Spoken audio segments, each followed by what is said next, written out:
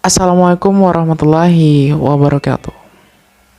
Yang terhormat Ibu Dr. Kamsina MPDI selaku dosen mata kuliah Ilmu Pendidikan Islam dan teman-teman sekalian.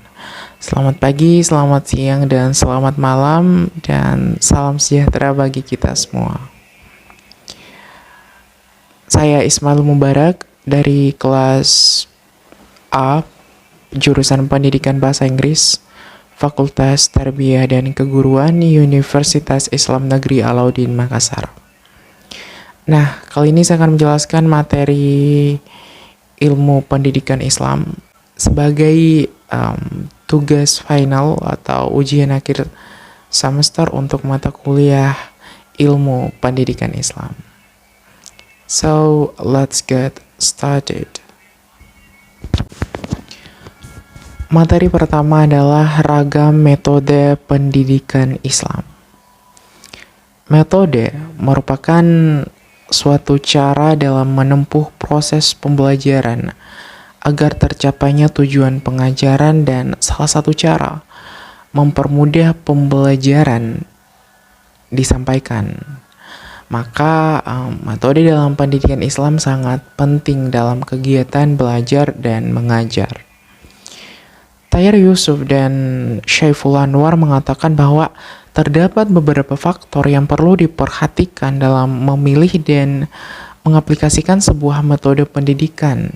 Di antaranya, tujuan yang hendak dicapai, kemampuan guru, peserta didik, situasi dan kondisi pengajaran berlangsung, fasilitas yang tersedia, waktu yang tersedia, serta kelebihan dan kekurangan suatu metode.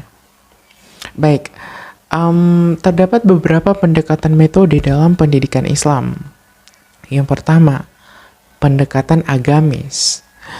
Pelaksanaan metode pendidikan Islam dalam prakteknya dipengaruhi oleh corak kehidupan yang beragam pendidik dan peserta didiknya.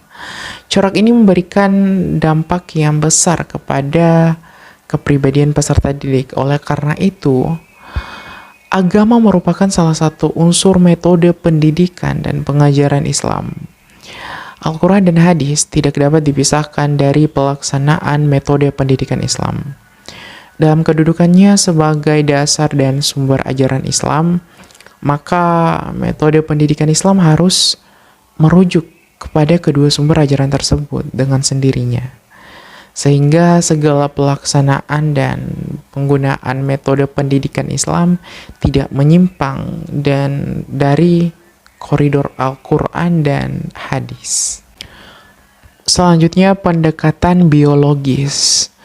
Perkembangan intelektual manusia dipengaruhi oleh perkembangan biologisnya.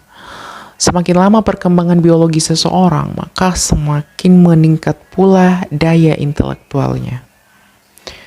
Dalam memberikan pendidikan dan pengajaran Islam, pendidik harus memperhatikan perkembangan biologis peserta didik. Perkembangan biologis seseorang memiliki pengaruh yang sangat kuat terhadap dirinya.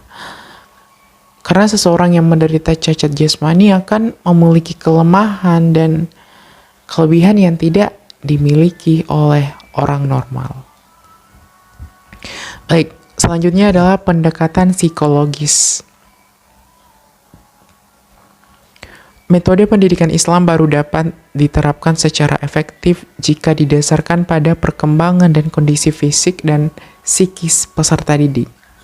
Karena perkembangan tersebut memberikan pengaruh yang besar pada internalisasi nilai dan transformasi ilmu. Kondisi psikis yang labil atau neurosis menyebabkan transformasi ilmu dan intelektualisasi nilai akan berjalan tidak sesuai dengan yang diharapkan. Perkembangan psikis seseorang berjalan sesuai dengan perkembangan biologisnya, sehingga seorang pendidik dalam menggunakan metode pendidikan harus memperlakukan dan memperhatikan biologis juga psikisnya. Nah, selanjutnya adalah pendekatan sosiologis. Dasar sosiologis berarti adanya interaksi timbal balik, yakni interaksi yang terjadi antara sesama peserta didik, juga interaksi antara pendidik dan peserta didik. Kedua belah pihak akan saling memberikan dampak positif. Secara sosiologis, kenyataan seorang individu dapat memberikan pengaruh pada lingkungan sosial masyarakatnya, dan begitu pula sebaliknya. Oleh karenanya, pendidik harus memberikan tauladan dalam proses sosialisasi dengan pihak lainnya dikala berhubungan dengan peserta didik, sesama pendidik, karyawan, dan kepala sekolah. Namun, interaksi pendidikan yang terjadi dalam masyarakat justru memberikan pengaruh yang sangat besar pada perkembangan peserta didik saat ia berada di lingkungan masyarakatnya. Nah, terkadang interaksi dan masyarakat tersebut berpengaruh pula terhadap lingkungan kelas dan sekolah. Baik, selanjutnya metode mengajar dalam pendidikan Islam. Kitab suci Al-Quran adalah kitab yang lengkap dengan petunjuk yang meliputi seluruh aspek kehidupan dan bersifat universal. Dan sudah barang tentu bahwa dasar pendidikan umat Islam adalah bersumber dari Al-Quran. Nah, terdapat beberapa metode mengajar dalam pendidikan Islam yang berprinsip pada Al-Quran dan Sunnah. Yang pertama adalah metode ceramah, yaitu suatu cara penyampaian informasi melalui penuturan lisan untuk menjelaskan suatu bahan pembelajaran oleh pendidik ke peserta didik. Yang kedua adalah metode tanya jawab, adalah suatu cara mengajar di mana pendidik mengajukan beberapa pertanyaan kepada peserta didik tentang bahan pelajaran yang telah diajarkan atau bacaan yang telah mereka baca. Sementara peserta didik memberikan jawaban berdasarkan fakta. Yang selanjutnya adalah metode diskusi, adalah suatu cara penyampaian bahan pembelajaran di mana pendidik memberikan kesempatan kepada peserta didik untuk membicarakan dan menganalisis secara ilmiah guna mengumpulkan pendapat, membuat kesimpulan atau menyusun berbagai alternatif pemecahan atas suatu masalah. Selanjutnya adalah metode pemberian tugas, adalah suatu cara mengajar di mana pendidik memberikan tugas tertentu kepada peserta didik, kemudian hasilnya diperiksa dan peserta didik mempertanggungjawabkannya. Selanjutnya adalah metode demonstrasi, adalah suatu cara mengajar di mana pendidik memperlihatkan proses sesuatu atau pelaksanaan sesuatu sementara peserta didik memperhatikannya. Nah, selanjutnya yaitu metode eksperimen. Metode eksperimen ini adalah suatu cara mengajar dengan memerintahkan peserta didik untuk melakukan suatu percobaan, dan setiap proses dari hasil percobaan itu dinamai sementara guru hanya memberikan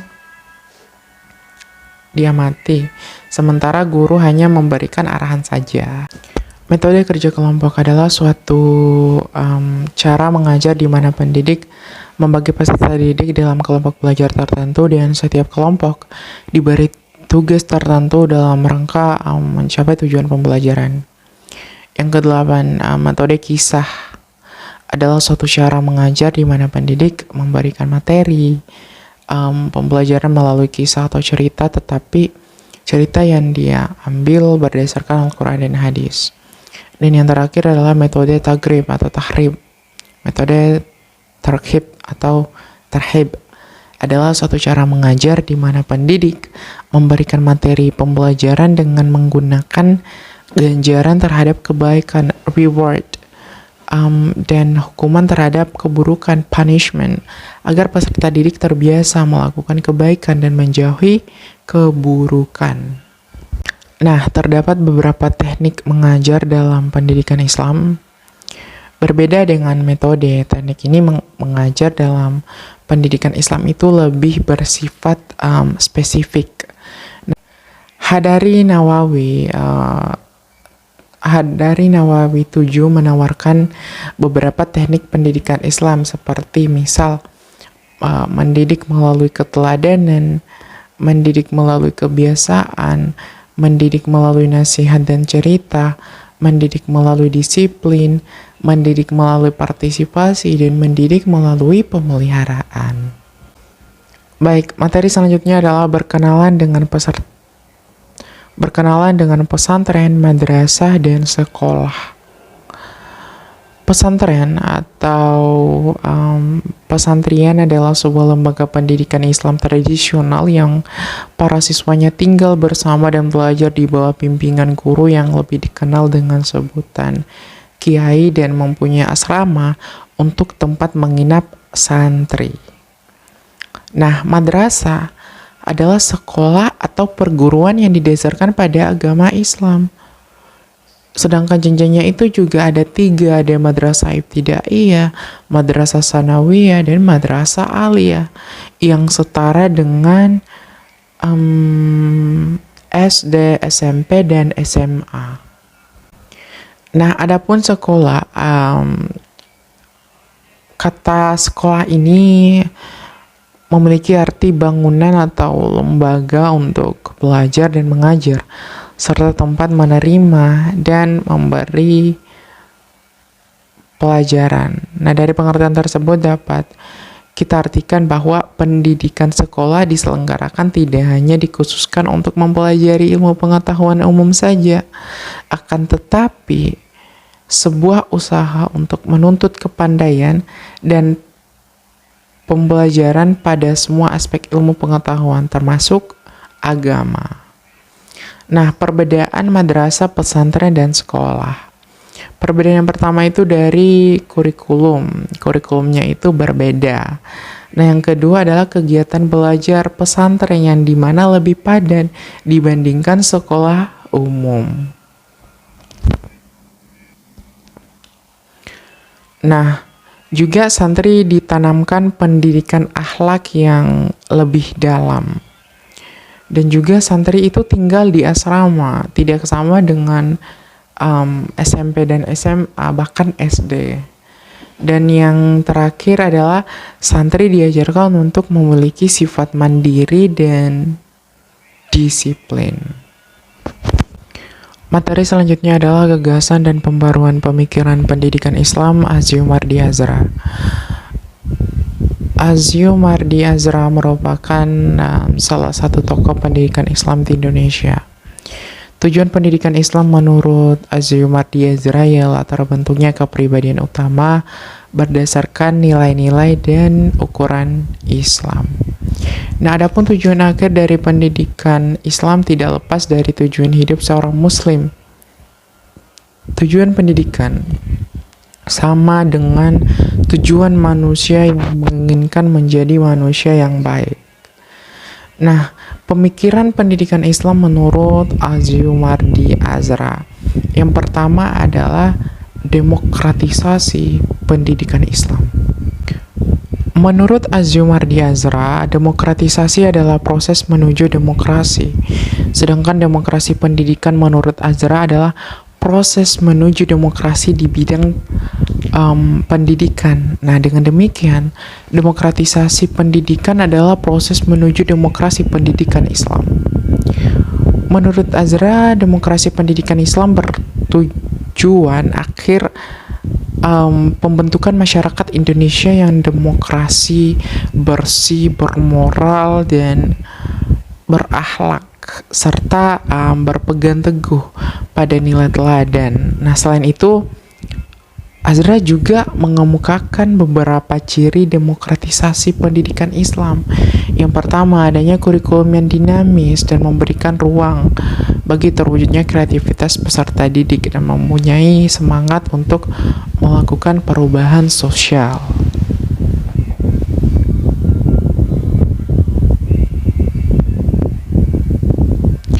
Baik, selanjutnya adalah modernisasi pendidikan Islam.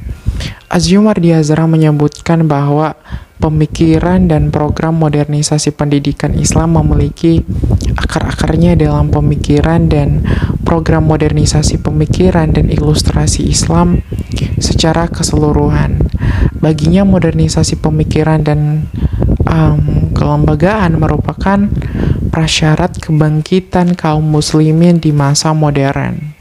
Karena itu pemikiran dan kelembagaan Islam termasuk pendidikan yang haruslah dimodernisasi dan diperbarui sesuai dengan kerangka moderitas. Selanjutnya, pembaruan pendidikan Islam Aziumar Diazra. Menurut Azra, dalam pendidikan Islam perlu dikembangkan strategi pendekatan ganda dengan tujuan memadukan pendekatan situasional jangka pendek dengan pendekatan konseptual jangka panjang. Sebab pendidikan Islam adalah suatu usaha mempersiapkan muslim agar dapat menghadapi dan menjawab tuntutan kehidupan dan perkembangan zaman secara manusiawi. Karena itu, hubungan usaha pendidikan Islam dengan kehidupan dan tantangan itu haruslah merupakan hubungan yang prinsipal dan bukan hubungan insidental yang tidak menyeluruh. Karena itu diperlukan pendekatan dan inovasi yang objektif dan kreatif, agar dengan demikian tercipta usaha-usaha pendidikan berdasarkan kepentingan peserta didik, masyarakat Islam, dan umat manusia secara keseluruhan. Nah, searah dengan pendapat Azra dan Ramayulis mengemukakan bahwa pada saat ini dituntut kemampuan proaktif dan inovatif dari semua personil pendidikan Islam dalam menangkap kecenderungan-kecenderungan yang terjadi di masa depan berdasarkan kondisi dan situasi yang terjadi di dalam masyarakat pada masa sekarang. Oleh karena itu, pendidikan Islam harus direformasi,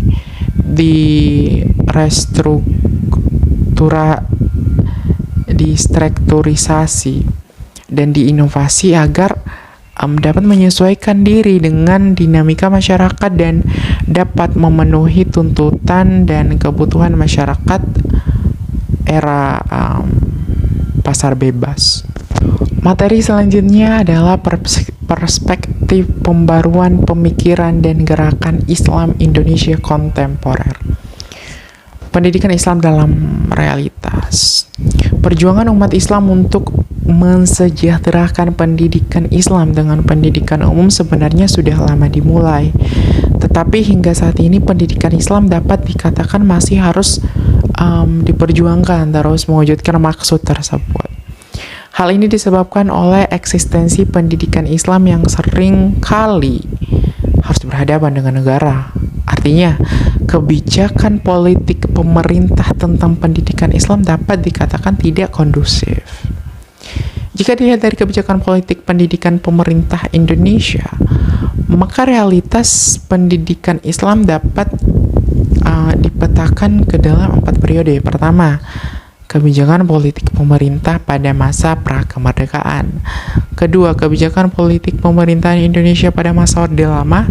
Ketiga, kebijakan politik pemerintahan Indonesia pada masa Orde Baru. Dan keempat, kebijakan politik pemerintahan Indonesia pada masa reformasi. Selanjutnya adalah transformasi pendidikan Islam. Pembaruan epistemologi keilmuan pendidikan Islam di masa lalu, ada anggapan bahwa ilmu agama dan ilmu umum merupakan dua hal yang dikotomis. Oleh karena itu, keduanya sulit untuk disatukan. Memadukan ilmu agama dan ilmu umum dalam dinamika pendidikan Islam dimaknai Azra sebagai upaya memberikan pemahaman bahwa pada dasarnya seluruh ilmu itu berasal dari Yang Maha Esa, sedangkan usaha pendalaman dan pengembangan terhadap keduanya merupakan manifestasi ibadah. Boleh jadi kemunduran pendidikan Islam disebabkan oleh adanya pandangan dikotomis tentang ilmu-ilmu umum dan ilmu-ilmu agama. Padahal jika ditelusuri secara mendalam, Islam sebenarnya tidak mengenal adanya dikotomi tersebut. Yang kedua adalah pembaruan kelembagaan pendidikan Islam. Sebuah penelitian yang baru-baru ini dilakukan oleh penulis menemukan bahwa pesantren yang sebagai lembaga pendidikan Islam yang selama ini paling kental mengakomodasi materi pendidikan agama ternyata tidak lagi berbasis MTS dan MA, tetapi sudah berbasis SMP dan SMO. Ini artinya para alumni dan lembaga pendidikan Islam ini secara vertikal tentu membutuhkan lembaga pendidikan tinggi Islam yang tidak hanya berbasis jurusan agama semata, tetapi juga berbasis jurusan ilmu umum. Dan yang ketiga adalah isu-isu kontemporer. Nah, berbagai isu pendidikan termasuk di dalamnya pendidikan Islam itu ada 3. Yang pertama, undang-undang guru dan dosen, pesantren dan terorisme, dan lembaga pendidikan dan mall. Materi selanjutnya adalah guru dalam pendidikan Islam. Guru adalah orang yang pekerjaannya mengajar. Guru mempunyai tugas membangun dasar-dasar dari corak kehidupan manusia di masa yang akan datang. Oleh karena itu, Al-Ghazali menjelaskan tugas dan kewajiban seorang guru dalam kitab Ihya Ulumuddin Mizan al-Amal, yaitu yang pertama adalah mengikuti jejak Rasulullah SAW dalam tugas dan kewajiban. Yang kedua, memberikan kasih sayang terhadap anak didik. Yang ketiga, menjadi teladan bagi anak didiknya. Dan yang keempat adalah menjaga kode etik guru. Selanjutnya adalah kualifikasi guru dalam pendidikan Islam. Peningkatan kualifikasi akademik merupakan salah satu kunci keberhasilan dalam meningkatkan profesionalisme guru. Tanpa peningkatan kualifikasi akademik, kecil kemungkinan dapat mewujudkan guru yang berkualitas dan profesional. Nah, setidaknya ada 2 kualifikasi akademik yang patut dimiliki guru, yaitu kualifikasi pendidikan formal dan kualifikasi uji kelayakan dan kesetaraan. Baik, selanjutnya adalah kompetisi guru dalam pendidikan Islam. Nah, ada nih beberapa kompetisi, yaitu yang pertama kompetisi pedagogi, kompetisi kepribadian, kompetisi sosial, kompetisi profesional, dan kompetisi kepemimpinan. Materi selanjutnya adalah filosofi pendidikan seumur hidup dalam berbagai perspektif. Pengertian pendidikan seumur hidup. Pendidikan seumur hidup atau lifelong education adalah sebuah sistem konsep-konsep pendidikan yang menerangkan keseluruhan peristiwa-peristiwa kegiatan belajar mengajar yang berlangsung dalam keseluruhan kehidupan manusia. Nah, pendidikan seumur hidup adalah suatu konsep, suatu ide atau gagasan pokok yang berarti bahwa pendidikan tidak hanya berlangsung selama seorang belajar di lembaga-lembaga pendidikan formal, bahwa ia masih dapat memperoleh pendidikan kalau ia mau setelah ia selesai menjalani pendidikan formal. Selanjutnya adalah konsep dasar pendidikan seumur hidup. Pendidikan seumur hidup bertumpu pada kepercayaan bahwa belajar juga terjadi seumur hidup. Walaupun dengan cara yang berbeda dan meliputi proses yang tidak sama, terdapat 2 aspek penting dalam merumuskan konsep pendidikan seumur hidup, yaitu konsep pendidikan dan konsep seumur hidup. Prinsip pendidikan seumur hidup didasari atas berbagai landasan. Fuad Hasan yang telah menulis beberapa dasar pemikiran ditinjau dari berbagai aspek tentang urgensi pendidikan seumur hidup, yaitu meliputi aspek filosofis, aspek psikofisik, aspek sosiobudaya, aspek ekonomis, aspek politis, dan aspek teknologis. Nah, pandangan Islam tentang pendidikan seumur hidup. Dalam Islam, pendidikan seumur hidup merupakan salah satu asas pendidikan. Seorang mukmin diharapkan terus-menerus berinteraksi dengan ayat-ayat Tuhan agar semakin memperkuat keimanannya, yang dimana Allah Subhanahu wa Ta'ala berfirman dalam Quran surah Al-Anfal, Al-Anfal surah ke-8 ayat kedua, sesungguhnya orang-orang yang beriman ialah mereka yang bila dapat Sesungguhnya orang-orang yang beriman ialah mereka yang bila disebut nama Allah, gemetarlah hati mereka, dan apabila dibacakan ayat-ayatnya, bertambahlah iman mereka karenanya, dan hanya kepada Tuhanlah mereka bertawakal. Nah, selanjutnya adalah implikasi pendidikan seumur hidup. Implikasi pendidikan di dalam masyarakat mengandung kemungkinan yang luas dan bervariasi. Secara garis besar dapat dikelompokkan menjadi 6 kategori. Yang pertama, pendidikan baca tulis fungsional, pendidikan kejuaraan, pendidikan profesional, pendidikan ke arah perubahan dan pembangunan, pendidikan kewarganegaraan dan kedewasaan politik, dan yang terakhir adalah pendidikan kultural dan pengisian waktu senggang. Nah, kita sudah sampai di materi terakhir, yaitu mini riset pendidikan bahasa Inggris, profil dan dinamika kegiatannya. Baik, ini spesifik membahas program studi pendidikan bahasa Inggris yang ada di Fakultas Tarbiyah dan Keguruan Universitas Islam Negeri Alauddin Makassar.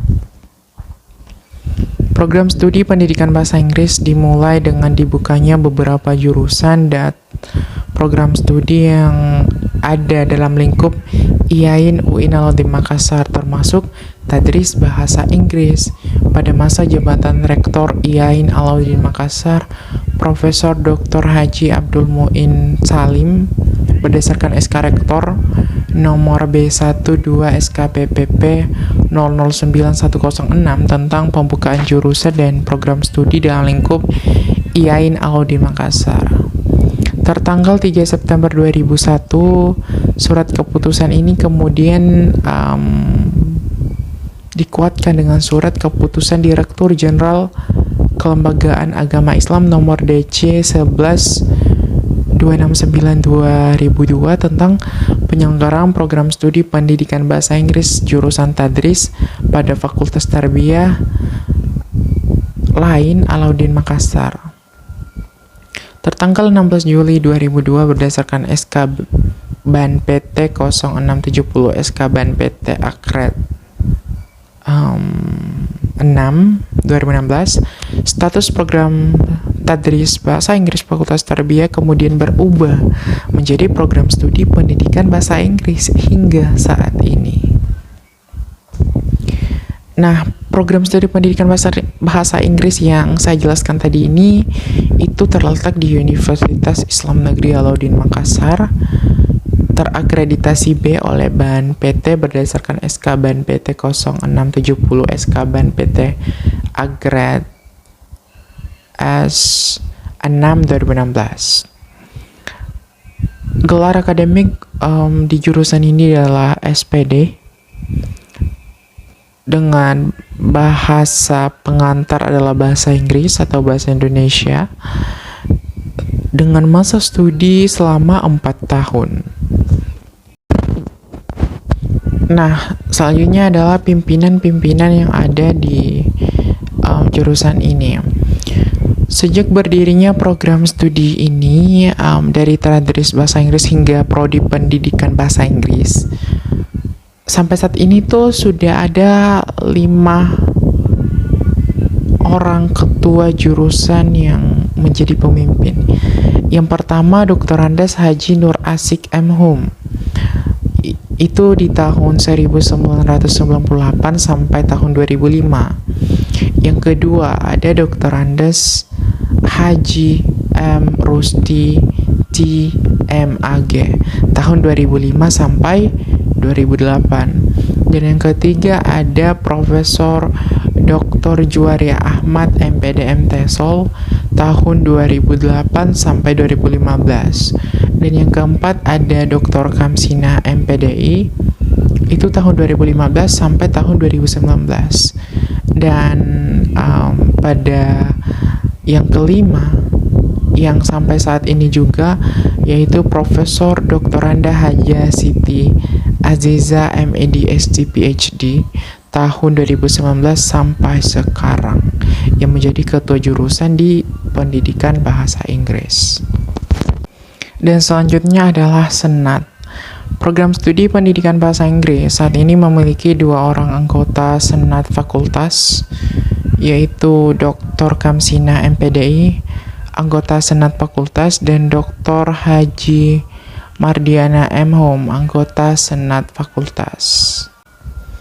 Baik, demikianlah tadi pemaparan materi dari saya, mulai dari ragam metode pendidikan Islam sampai mini riset tentang jurusan pendidikan bahasa Inggris yang ada di Fakultas Tarbiyah dan Keguruan Universitas Islam Negeri Alauddin Makassar. Terima kasih dan mohon maaf atas segala kekurangan.